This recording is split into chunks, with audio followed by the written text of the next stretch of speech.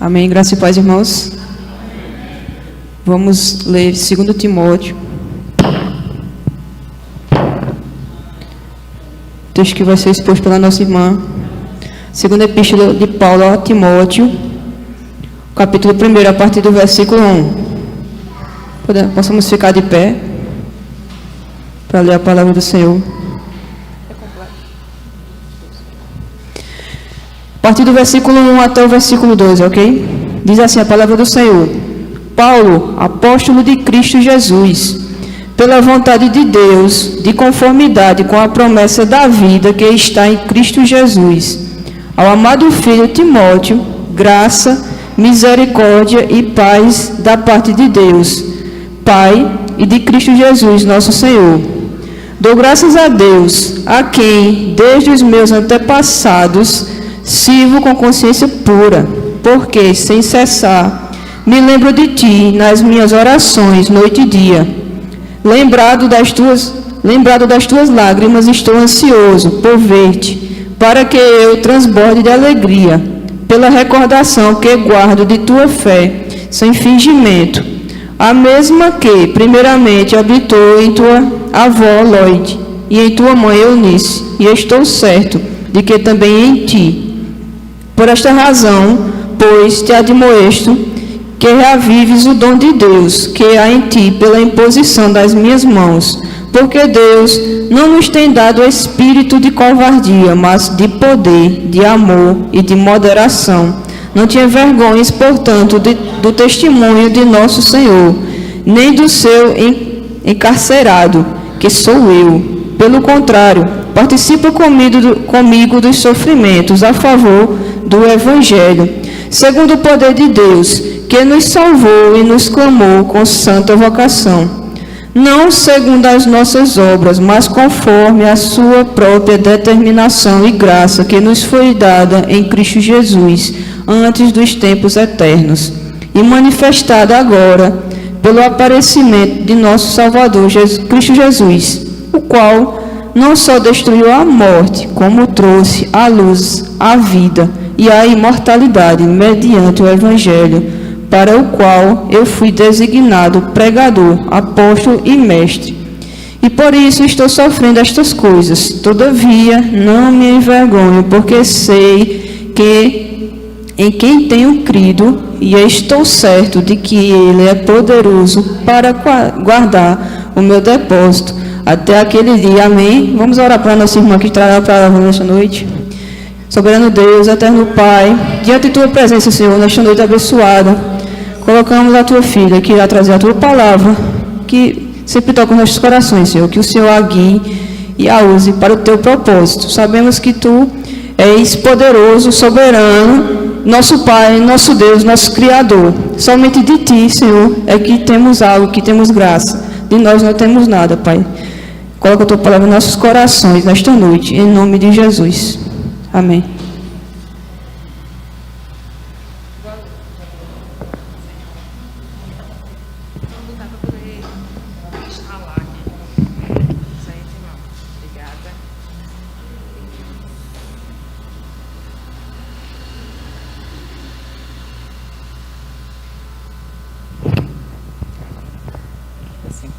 Amém, meus irmãos. Graça e paz. É um prazer, é um privilégio poder estar com vocês mais uma vez. Estivemos juntos recentemente. Foi um momento riquíssimo, um momento muito abençoado. Trago o abraço dos irmãos lá da Igreja Batista a cada um de vocês. Sintam-se abraçados. Saibam que nós temos um carinho muito especial por essa igreja, por esse povo. E é sempre muito bom poder estar com vocês, podermos juntos cultuarmos ao nosso Deus.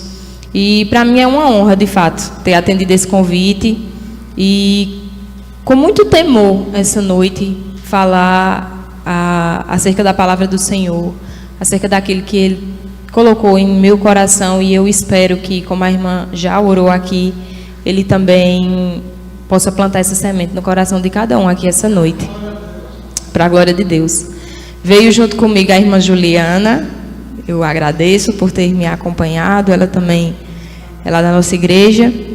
E como o texto já foi lido, irmãos, antes de nós entrarmos de fato aqui, nós cremos em um Deus fiel, sim? Amém. Glória a Deus. E antes de nós entrarmos de fato no texto, eu gostaria de perguntar a cada um: por que você veio aqui essa noite? Por que você está aqui essa noite? Talvez para alguns não tinha algo melhor para fazer. Talvez para outros em casa não estava muito bom e eu vou para a igreja hoje. Talvez você tenha combinado de encontrar alguém. Você tenha combinado com seu amigo, com sua amiga, com seu irmão, com sua irmã, de encontrar hoje na igreja. Enfim, seja lá qual for o motivo pelo qual você está aqui essa noite, eu gostaria de dizer que foi o Senhor quem trouxe você aqui. Não importa por qual razão. Se você chegou até aqui, é porque a misericórdia do Senhor te trouxe, te alcançou mais um dia, te sustentou mais uma vez, e a palavra dele não volta vazia. Assim eu creio. Em nome de Jesus. O texto já foi lido. De fato, nós cremos em um Deus fiel, nós cremos em um Deus bom, sim ou não? Amém. Nós cremos em um Deus misericordioso, sim ou não? Amém. Em um Deus gracioso, em um Deus longânimo, em um Deus abençoador. São N os atributos do nosso Deus. E é muito comum nós ouvirmos isso. Deus é fiel. É muito comum. Deus é fiel na sua vida, irmão. Deus é fiel na minha vida. Às vezes chega um irmão para a gente contando uma história, contando uma dificuldade, uma luta que está passando, e a gente diz: mas Deus é fiel. O fato é que nós sabemos disso muito bem.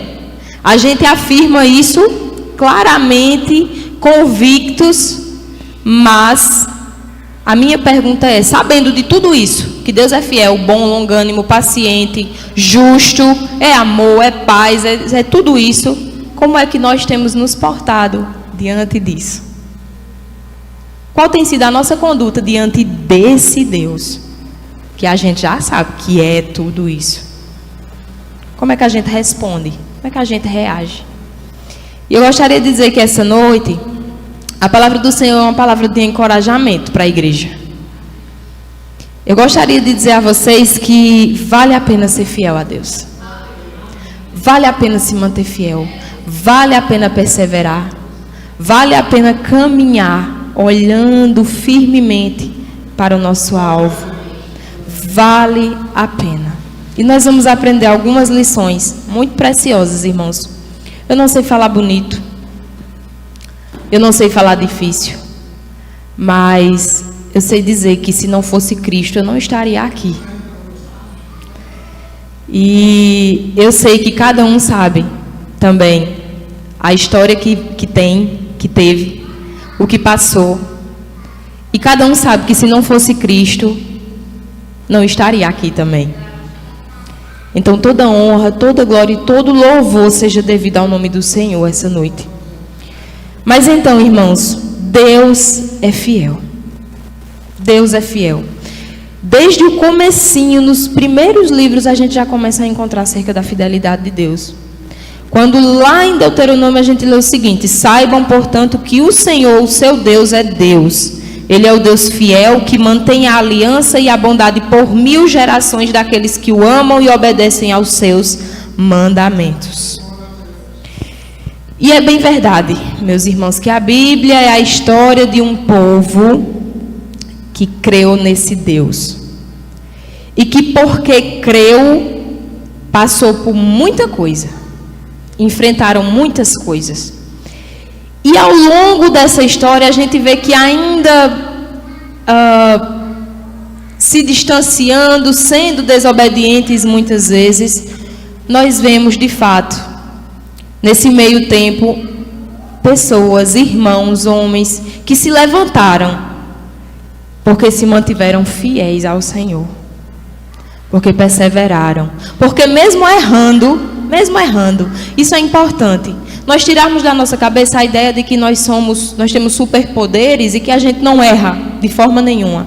Eu creio de fato que o Senhor, contando a história de muitos irmãos, nossos, coloca as falhas deles justamente para a gente perceber que eles são e eram pessoas como nós. Pessoas que creram, pessoas que sofreram, pessoas que erraram, mas pessoas que se arrependeram dos seus pecados e porque se arrependeram, tiveram seus pecados perdoados. Esse povo somos nós. Esse povo é a gente. De fato. Mas é um povo que sofreu e que mesmo desobedecendo, se mantiveram fiéis. E é interessante, irmãos, a gente encontrar aqui, na palavra de Deus, que a partir do momento em que nós cremos, o que se espera de um povo que diz que creu, é que esse povo se mantenha fiel. Os conceitos de fé e de fidelidade na palavra estão sempre se comunicando ali. De maneira que, quando nós encontramos alguém que diz que crê em Deus, eu creio, não, mas eu sei. Eu tenho fé. É importante a gente saber que fé é mais do que isso. É mais do que dizer que... reconhecer que há um Deus que criou todas as coisas, que governa sobre tudo. Mas a fé, ela está sempre intimamente ligada a uma conduta de obediência, de fidelidade. Logo, se eu creio, eu devo agir conforme a minha fé. Eu devo obedecer àquilo que o Senhor manda. Sim ou não? Sim. De maneira que quando nós encontramos alguém que diz que crê, que a vida daquela pessoa não é tão de acordo com aquilo, a gente já... Gente, mas que fé é essa? Que fé é essa que diz que acredita e não obedece? Como é que é isso? Então, está intimamente ligado, e o próprio Senhor disse: se vocês me amam, vocês fazem o que eu mando. Não é verdade? Ele relatou isso. Vocês são meus amigos se vocês fizerem o que eu mandar, se vocês obedecerem os meus mandamentos. Mas veja só, o fato é que fé está intimamente ligada à fidelidade, fidelidade é obediência, e obedecer nem sempre é fácil. Ser obediente ao Senhor não é fácil. Por quê? Porque tudo que a gente gosta, aquilo que a nossa carne ela ama fazer, é totalmente abominável aos olhos do Senhor. E a luta é pesada. A luta é constante. A luta é real, é verdadeira, é um fato. Cristão, que se diz cristão, que não vive uma luta iminente entre carne militando contra espírito, precisa reavaliar um pouco a sua cristandade. Porque, de fato, irmãos, é uma luta real. Não é fácil. E não bastasse essa luta contra nós mesmos, ainda há lá fora o que a gente vê hoje. Porque eu não sei vocês, mas eu não tenho prazer em ligar a minha TV porque é só notícia ruim. O que nós vemos em novelas, o que nós vemos aparecendo na mídia hoje é só o que não presta. Coisas que são aplaudidas pelo mundo. Tudo isso é aplaudido, tudo isso é aprovado. O pecado se tornou algo normal. E para nós que escolhemos crer e que por isso andamos na contramão de tudo isso, é uma luta ou não é? Ou vocês vão me dizer que no trabalho não é uma luta? Ser uma pessoa correta, ser uma pessoa honesta, ser uma pessoa que caminha nos caminhos do Senhor. Ou vocês vão me dizer que na universidade para os jovens não é uma luta? Um meio onde bebedices, prostituição, dando na cara, como diz no popular. Ou vocês vão me dizer que em casa uma pessoa que creu, com pais incrédulos, com uma família incrédula, não enfrenta lutas. Se para vir para a igreja é uma luta, se para participar do ensaio é uma luta, se para vir para alguma coisa na igreja, tudo é igreja, tudo é igreja, já começa em casa. É uma luta. Perderam os valores de família, perdemos os valores de pureza, perdeu-se os valores daquilo que a palavra de Deus aprova. Tudo se perdeu. E não bastasse esse segundo fator, a luta interna, a luta lá fora, todos os dias nós sendo bombardeados com o que o mundo lança veementemente, agora sim é pesado. Não bastasse isso, muitas vezes aqui dentro. Muitas vezes num ambiente onde não deveria haver esse tipo de coisa, acontece. Acontece. Intrigas entre irmãos são reais. Irmão falando de irmão é real. Acontece. Deveria? Não. Mas o Senhor nos alertou até sobre isso. Ele nos falou que o joio cresceria junto com o trigo, mas que no final a gente saberia quem é quem. E isso nos dá esperança, de fato. Mas a luta é real. É real. E ele disse que seria assim, ele nos alertou, eu gosto muito disso. Nós não estamos cegos para nada, irmãos. Para nada. O Senhor foi sincero nas suas palavras, foi claro. E a partir do momento em que nós cremos e que nós decidimos obedecer, a gente precisa saber disso. Que aquele que quiser vir após mim deve renunciar. E renúncia não é brincadeira. Renúncia não é coisa fácil. Mas deve renunciar a si mesmo, tomar a sua cruz e seguir. Mas o que eu quero dizer é que ainda assim vale a pena. Apesar de tudo isso, vale a pena. Vale a pena. Mais uma coisa cai por terra, com base em tudo isso que eu falei. Aquela teologia que infelizmente tem entrado nas nossas igrejas, em muitas igrejas, de que seguir a Jesus não implica em sofrer.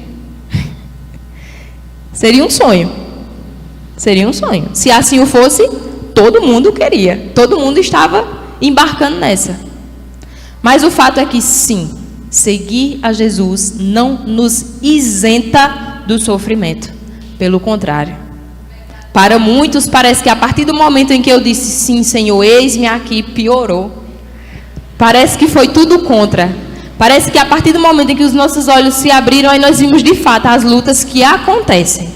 A gente começa a ver o que realmente é o mundo espiritual. Quem realmente nós somos, mas também quem de fato Ele é. Nós vemos isso. E isso implica sim em sofrimento. Implica em sofrimento. Então não deem ouvidos às teologias, àqueles que se levantam para dizer que é só bênção, que é só vitória, que é o céu na terra, que não tem dificuldade, porque tem. Porque tem. Mas o que nos fortalece? Quando vier o medo, irmã, eu hei de confiar no Senhor. É isso que nos fortalece. É isso, irmãos. Mas vamos lá. O Senhor nos anima. É revigorante saber que no mundo teremos aflições. Mas tenham bom ânimo. Ele já venceu. Ele já venceu. E por tudo isso, vale a pena a gente permanecer fiel. Então, agora sim, a gente vai chegar aqui. Porque nós estamos falando de uma carta que foi escrita primeiro de uma prisão. E prisão não é coisa boa. Nós estamos falando de alguém que nós conhecemos bem, apóstolo Paulo. Um homem que era perseguidor da igreja, mas que foi, como ele mesmo diz, alcançado pela graça e pela misericórdia de Deus, escrevendo ao seu filho na fé, Timóteo. Essa carta tem uma roupagem totalmente diferente da primeira. Na primeira carta que ele escreve, ele simplesmente dava orientações para o que Timóteo precisava fazer na igreja que ele estava cuidando agora. Só que essa segunda carta aqui, Paulo estava prestes a morrer. Ele estava preso, tinha sido condenado, ia morrer. E para que Timóteo não desanimasse, ele escreve essa carta, endereçada a ele, direitinha no coração de Timóteo, dando dicas a ele preciosas, que embora fosse para alguém tido como pastor, para um pastor, mas não anula o fato de que são lições para nós também, enquanto cristãos. Porque muitas vezes nós nos encontramos desanimados. Muitas vezes as lutas que acontecem lá fora, em nós, e muitas vezes aqui dentro, nos desanimam. Querem nos parar. A gente olha para isso e acha que não vale a pena mais continuar. De que adianta? Eu já fiz tanto. Eu venho todo culto. Eu marco um ensaio, não aparece ninguém. Eu marco um encontro de jovens, vem 2, 3. Eu marco um evento, ninguém se disponibiliza a ajudar. Eu faço tanto, não quero mais não. Não quero mais não. Quero deixar isso de lado. Mas eu gostaria de dizer que no Senhor o nosso trabalho nunca é em vão. Nunca é em vão. E que ainda que nós não tenhamos apoio, ainda que não venham, ainda que ninguém se disponibilize, ainda que encontre dificuldade, ainda que haja falatórios no meio do povo, o que importa é que os nossos olhos estejam no Senhor. Porque, afinal de contas, a nossa recompensa não vem do irmão, não vem do pastor, não vem do presbítero, não vem do diácono, não vem da minha mãe, não vem do meu pai, não vem de ninguém daqui. A nossa recompensa, ela vem do Senhor. E é para Ele que nós fazemos, é por Ele que nós fazemos. Não é isso? Então, vamos lá. O apóstolo Paulo escreve essa carta nesse contexto. E sabendo tanto que ele sofreu, ele relata para a gente isso, irmãos. Lá em Coríntios a gente vê isso.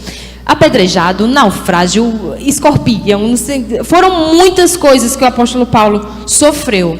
Então eu creio que Paulo, entre tantos outros exemplos que nós vamos encontrar, é mais um que tinha incontáveis motivos para, eu vou deixar isso, eu não quero não, essa vida, estão querendo me matar, eu estou preso, já fui preso, já sofri, passei a noite em alto mar, já foi naufrágio, já é açoite, é tanta coisa. Eu não quero isso mais não. E eu creio que só uma pessoa que sabe o quanto isso vale a pena é que vá até o fim. É que combate, o bom combate, completa a sua carreira e guarda a sua fé. Só alguém que sabe de fato o quanto isso vale a pena. Então, sendo assim, ninguém melhor do que Paulo para aconselhar a gente, aconselhar Timóteo e nos aconselhar também, sobre a gente não desanimar, mas olhar de fato para o que nos espera, não para o que acontece hoje, mas para o futuro. E aí, irmãos, vamos lá. Logo no verso 1, ele diz uma coisa muito preciosa para nós. Paulo, apóstolo de Cristo Jesus, pela vontade de Deus, de conformidade com a promessa da vida que está em Cristo Jesus. E eu quero dizer para vocês que o primeiro motivo para que nós permaneçamos fiéis ao Senhor é a promessa de vida que Ele nos fez. É a promessa de vida. É importante nós nos lembrarmos de que nós estávamos mortos em nossos delitos e pecados, mas Ele nos deu vida. É importante a gente lembrar de que Ele nos amou e que deu o seu único filho para morrer por nós, sendo nós ainda pecadores. É importante a gente lembrar que quando a gente nasceu, a gente já estava indo em direção, mas Ele foi lá e nos tirou do império das trevas, e não bastasse, Ele não nos deixou numa zona neutra, mas Ele nos tirou de um canto e nos levou para outro. E que outro lugar foi esse? O reino do seu Filho amado. Ele nos tirou das trevas e nos trouxe para a sua maravilhosa luz. E isso é motivo de glória ao Senhor. Esse é o maior presente que alguém pode receber.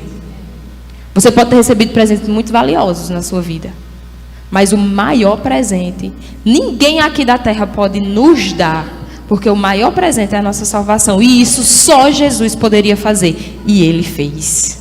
Por isso nós estamos aqui hoje. É por isso. Mas veja só, é promessa de vida. E se nós pararmos para pensar um pouquinho acerca do conceito de vida que a gente vê por aí afora, é algo muito distante do que a palavra de Deus nos diz que é de fato vida. Por quê? Porque nós estamos em um mundo corrompido, em um sistema totalmente caído, e para esse sistema onde nós estamos inseridos, vida é você ter uma casa bonita, é você ter um carro legal, é você ter um celular do ano, é você ter com que gastar com muitos prazeres, com muitas coisas que o mundo oferece. Daquelas pessoas que a gente olha assim e diz: a vida de fulano é muito boa. Fulano tem uma vida boa. E a casa? Olha o tamanho da casa. Olha o carro na garagem. Tem 3 carros na garagem. Olha o celular. Só anda de roupa de marca. Olha só. A vida de fulano deve ser muito boa. Esse é o conceito que o mundo nos oferece. Onde o ter coisas é o que realmente importa. É o que realmente vale. É o que conta, né? Mas o Senhor disse que Ele veio para que nós tivéssemos vida e vida em abundância. E isso não tem nada a ver com isso. Isso que Ele falou não tem nada a ver com esse conceito de vida que nos é apresentado como o melhor de todos. Não é. Veja só, essa vida, esse conceito de vida abundante, é o mesmo que algo que excede, é algo maior, é mais, é plenitude, abundância, vai além, é algo que vai além, que excede a vida, mais do que a própria vida. Eu achei isso muito legal. Vida plena ou vida abundante é a vida da vida, é da vida. Percebam que muitas vezes essas pessoas que têm tudo, não têm nada. Que têm tudo, não têm vida. Muitos existem, mas não têm vida. E é o que a gente mais encontra por aí. Pessoas que tão somente existem, que tão somente querem satisfazer seus desejos, que tão somente querem suprir as suas necessidades, mas que não têm vida. Estão só existindo. E há alguém na Bíblia que dá uma lição para a gente sobre isso, muito forte. Acerca de ter tudo e não ter nada. E reconhecer o que de fato importa. Houve um rei que desfrutou de tudo que você quer, gostaria e pode imaginar. Salomão. Salomão desfrutou de tudo. Em Eclesiastes, ele nos dá uma lição maravilhosa. Porque ele diz que não houve nada. Percebam quanta riqueza esse homem tinha. Não houve nada que o seu coração desejasse, ou que os seus olhos vissem, que ele não pudesse ter. Nada. Já pensou você ter uma vida dessa? Só que esse mesmo homem, no finalzinho do livro de Eclesiastes, diz que o resumo de tudo isso, de tudo que ele provou, mulheres, prazeres, bebidas, bens materiais, ouro, prata, tudo que você imaginar, de tudo que ele provou, ele conclui o seguinte: agora que já se ouviu tudo, aqui está a conclusão: tema a Deus e obedeça os seus mandamentos. Tema ao Senhor, porque isso é o essencial para todo homem, pois Deus trará a julgamento tudo o que foi feito, inclusive tudo o que está escondido, seja bom ou não. Tema ao Senhor e faça o que Ele pede, é o que realmente importa, é o que de fato é essencial a todo homem, é olhar para o Senhor, porque isso nós não perdemos.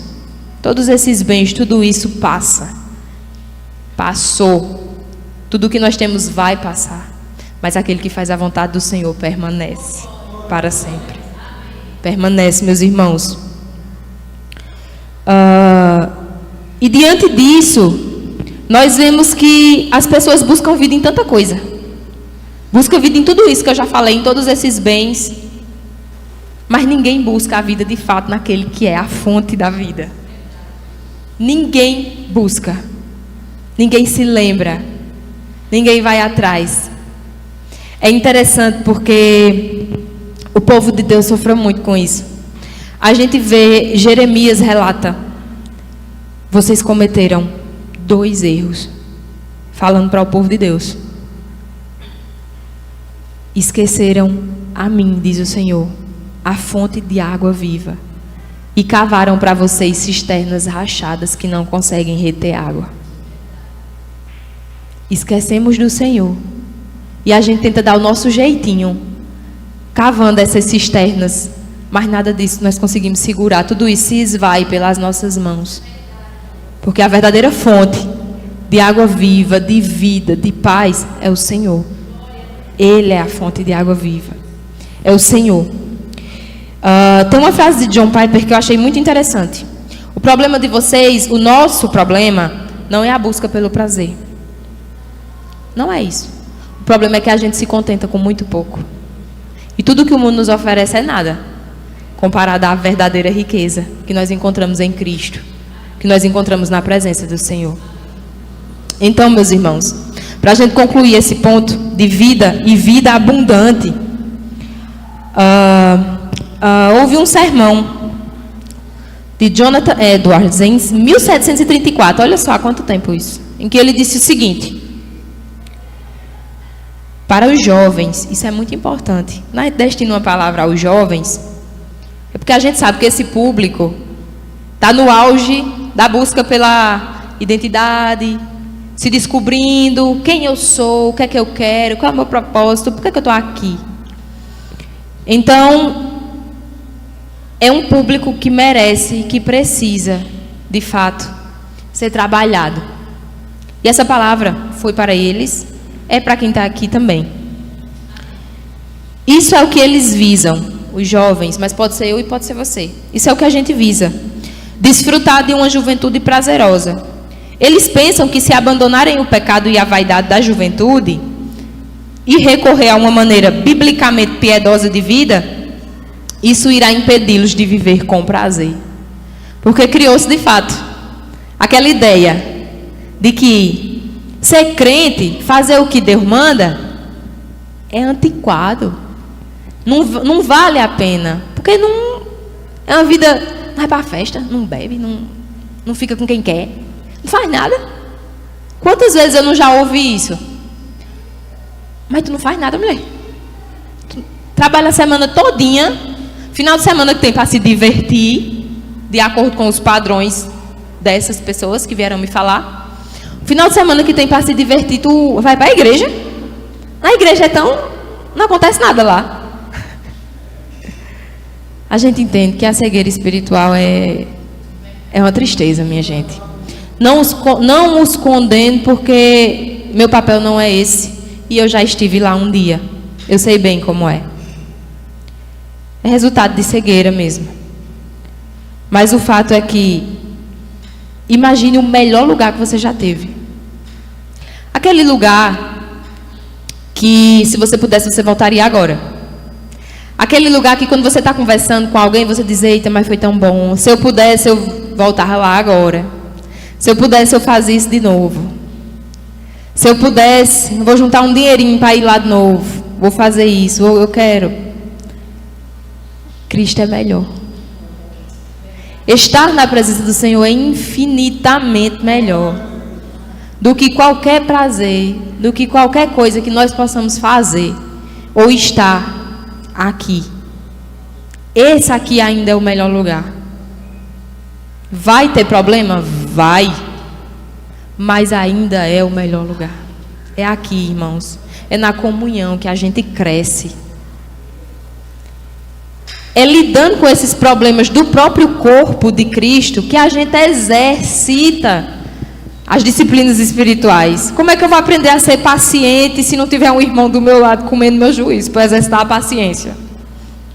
Como é que eu vou aprender sobre perdão se o irmão não fez alguma coisa e eu precisar perdoar, meu Deus do céu? Como é que eu vou exercitar aquilo que o Senhor me manda se eu não estiver sujeita a essas coisas? E nós estamos. Mas ainda assim é o melhor lugar. Esse é o melhor lugar. E o fato é que vale a pena abrir mão daquilo que é passageiro para alcançar o que é eterno. Vale a pena. Segundo ponto que Paulo nos ensina aqui em Timóteo. Primeiro, promessa de vida. Vale a pena permanecer fiel ao Senhor, porque Ele nos fez uma promessa de vida. De vida na sua presença, de vida eterna, de vida abundante. Segundo, vamos dar um salto. Lá para o verso 10. Veja só o que diz o verso 10. E manifestada agora pelo aparecimento de nosso Salvador Cristo Jesus, o qual não só destruiu a morte, como trouxe à luz a vida e a imortalidade mediante o Evangelho. Segundo ponto importante para que a gente permaneça fiel: Cristo ressuscitou. Cristo vive. Cristo está vivo. Nós não servimos a um Deus morto, não. Nós servimos a um Deus vivo. A um Deus que tem ouvidos e ouve. Que tem olhos e vê. Tem boca e fala. Sua mão não está tão escondida, tão recolhida que não possa nos abençoar. O problema, nossos pecados que separam nós do nosso Deus. Mas ainda assim Ele providenciou, resolveu esse problema. Mas o nosso Deus vive. Um Deus que não é sustentado por nós. Ele é quem nos sustenta. Dia após dia, após dia, após dia. O Senhor nos sustenta. Então, o fato é que Cristo ressuscitou. E isso, irmãos, é motivo de grande esperança para nós. Porque o próprio Paulo, quando ele teve um problema com os irmãos em Corinto, dizendo que não tinha ressurreição, ele teve que escrever para eles: tem ressurreição sim. Se Cristo não tivesse ressuscitado, a nossa fé era vã. De que adiantava estar sofrendo tudo isso, estar passando por tudo isso, se Cristo não tivesse ressuscitado? E mais, isso se estende a nós. Porque o mesmo Espírito que atuou nele para a ressurreição atua sobre aqueles que creem para também serem ressuscitados. E isso é motivo de grande esperança. Se isso não é motivo de esperança para vocês, para nós, eu não sei o que mais nós precisamos. Saber que as leves e momentâneas tribulações não se comparam com a glória que em nós há de ser revelada. Não se comparam com o peso dessa glória. Tudo o que nós passamos aqui, em nome de Jesus e por causa dele, ele nos alertou. Mas ele também garantiu que nós iríamos passar por tudo isso.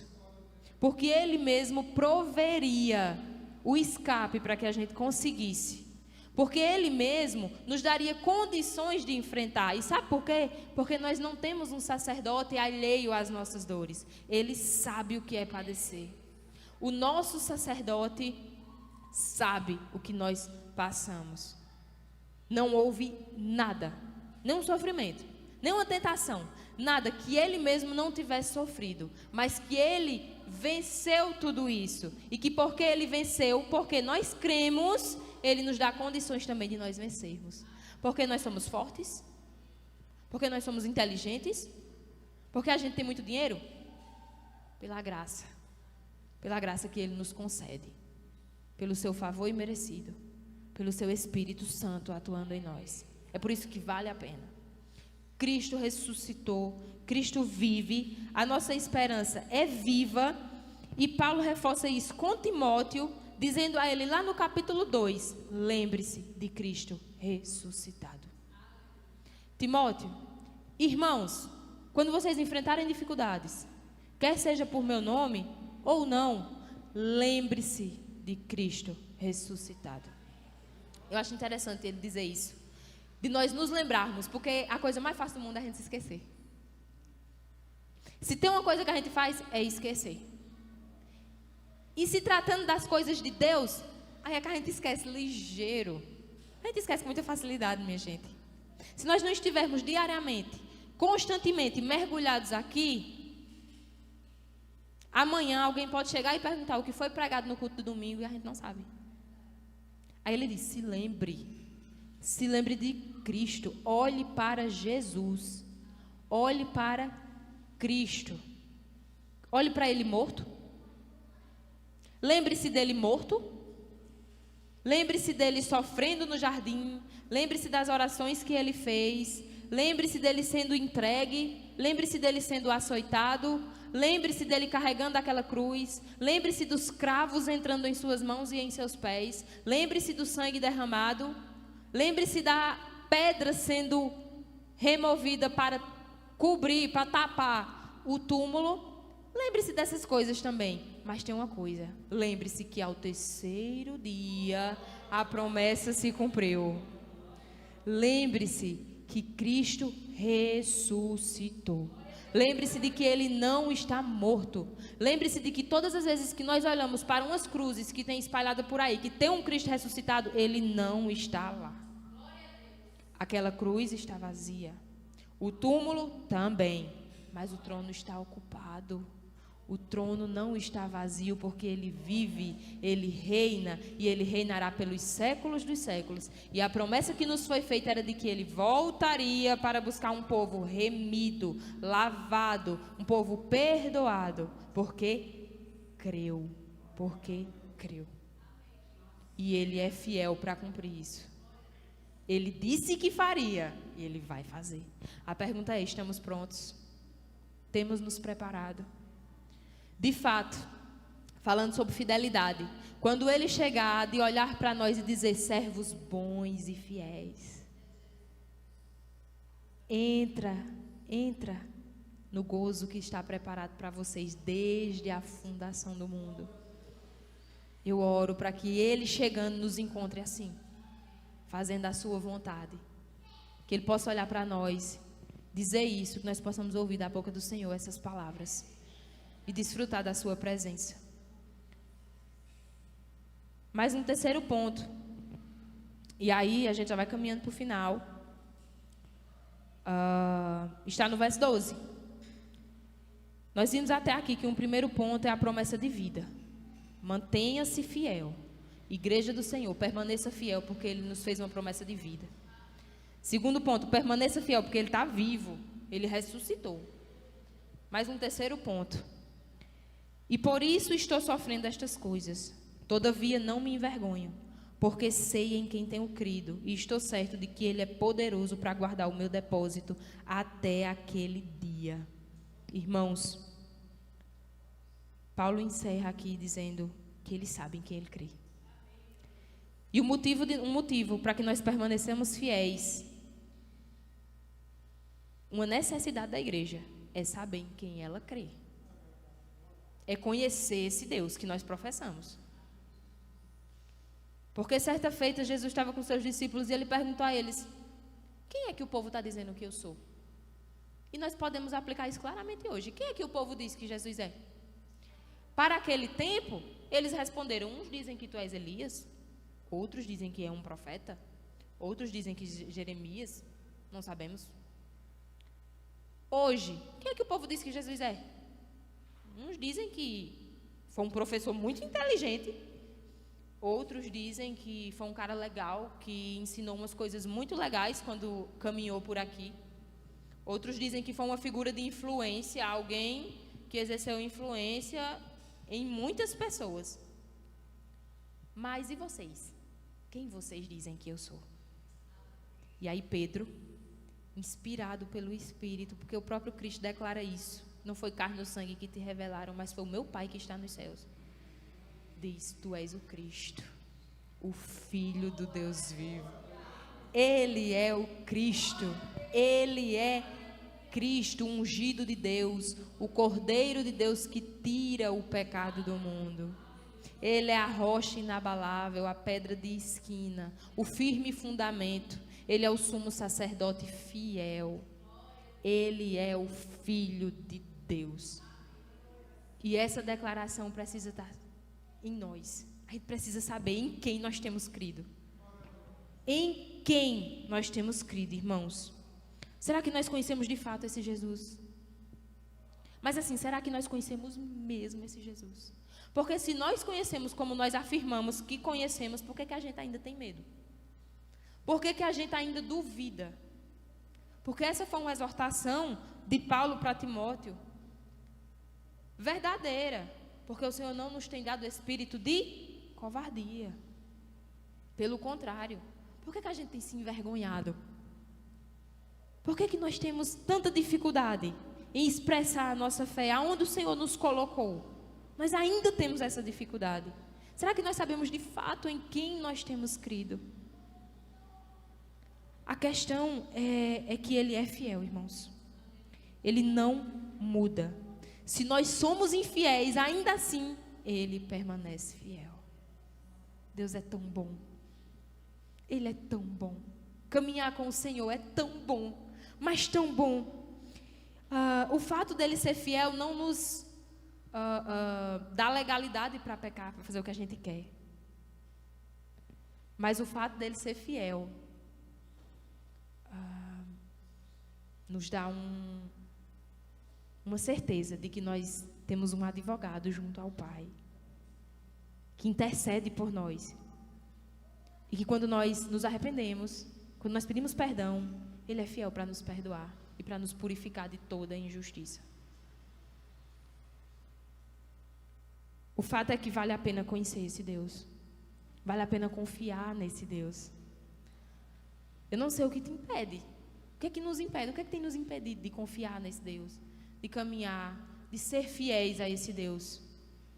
O que é que tem nos impedido, de fato, de expressar a nossa fé? De nos mantermos nos caminhos que Ele preparou para que nós andássemos? O que é que tem nos impedido, irmãos? Ele nos deu vida. Ele está vivo. Ele deseja ser conhecido. Ele se revelou. Ele se revela a todos aqueles que o buscam. Mas o que é que nos impede? Eu quero dizer que vale a pena. Vale a pena conhecer. E que quando a gente conhece, a gente enfrenta tudo isso. Eu gostaria de encerrar a minha fala reproduzindo um testemunho que eu ouvi. Eu estava assistindo uma entrevista com uma missionária em países que são perseguidos. Países de perseguição. E ela relata que nesse país onde ela estava, ela, junto com seu marido, foram visitar um senhor já de 90 anos de idade. Dos quais, desses 90, 26 ele passou em uma prisão. 26 anos, irmãos, preso por causa da sua fé, porque declarou a sua fé. Quando ele completou 20 anos na prisão, fizeram uma cova de 1 metro por 1 metro, 1 metro quadrado, colocaram ele dentro, de joelhos, e deixaram ele lá. De modo que davam água, davam comida, ele fazia suas necessidades lá mesmo. Periodicamente eles iam lá limpar toda a sujeira. E quando completou 20 anos de prisão, isso aconteceu e deixaram que o filho dele o visitasse. Quando ele foi preso, o filho tinha 6 anos. Já fazia 20 anos de prisão. O filho agora tinha 26 anos de idade. Num primeiro momento, ele não reconheceu o filho, não sabia de quem se tratava. O filho encontra o pai debilitado, totalmente fragilizado. E a intenção deles terem permitido que o filho visse o pai era para que o filho, vendo aquela cena, dissesse que não vale a pena. Para que ele voltasse para casa para dizer aos irmãos que não vale a pena não. Permanecer fiel. O pai não reconhece o filho no primeiro momento, mas quando ele reconhece, o filho diz: pai, nega. Nega, depois o senhor se acerta com Jesus lá fora. Lá fora o senhor pede perdão, o senhor se resolve com ele, mas nega. O pai ergue os olhos, olha para o filho e responde: sim, eu amo a mensagem da cruz. Até morrer eu a vou proclamar. Levarei eu também a minha cruz, até por uma coroa trocar. Essa declaração custa a esse homem mais 6 anos. E ele morre. Mas só uma pessoa que sabe em quem crê faz uma afirmação dessa. Nós estamos preparados para fazer tal afirmação? Será que nós estamos prontos para afirmar isso, meus irmãos? Eu oro para que nós sejamos uma igreja perseverante. Eu oro para que nós sejamos uma igreja que olhe para as promessas, que não olhe para as circunstâncias, mas que marcha sabendo em quem crê. Porque de fato Ele é fiel para cumprir o que Ele prometeu, e Ele prometeu que nós estaríamos com Ele. Mais uma vez eu agradeço a oportunidade, eu louvo a Deus poder estar com vocês, e toda glória seja dada ao nome do Senhor. Amém?